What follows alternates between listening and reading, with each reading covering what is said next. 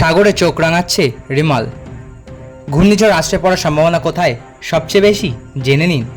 ঘূর্ণিঝড় আশ্রয় পড়বে বাংলাদেশেই, তবে পশ্চিমবঙ্গের সুন্দরবন এলাকার কান ঘেঁষে ঘূর্ণিঝড় ঢুকে যাবে বাংলাদেশের খুলনা ও বরিশাল উপকূলে। আশ্রয় পড়ার সম্ভাবনা রয়েছে সবথেকে বেশি, এমনটাই জানিয়েছে আবহাওয়া দপ্তর।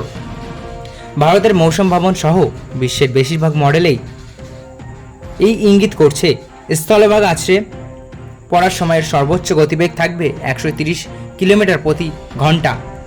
পশ্চিম মধ্য ও দক্ষিণ বঙ্গোপসাগরে নিম্নচাপ আরও শক্তি সঞ্চয় করে সুস্পষ্ট নিম্নচাপে পরিণত হয়েছে।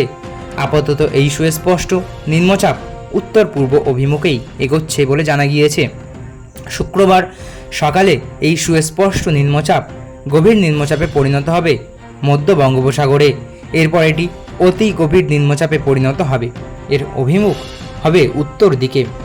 শনিবার সকালে এই নিম্নচাপে ঘূর্ণিঝড়ে পরিণত হবে। পূর্ব মধ্য বঙ্গোপসাগরে এই ঘূর্ণিঝড় তৈরি হবে। ঘূর্ণিঝড় হওয়ার পরে এর অভিমুখ থাকবে উত্তর দিকেই। রবিবার সন্ধ্যায় এই ঘূর্ণিঝড় শক্তি সঞ্চয় করে শক্তিশালী ঘূর্ণিঝড় হিসেবে বাংলাদেশ ও সংলগ্ন পশ্চিমবঙ্গ উপকূল এলাকায় স্থলভাগে প্রবেশ করবে। স্থলভাগে প্রবেশ করার সময় এটি রূপ নেবে সিভিয়ার সাইক্লোন স্টর্মে। রবি ও সোমবার কলকাতা সহ জেলায় জেলায় ভারী থেকে অতি ভারী বৃষ্টির সতর্কতা।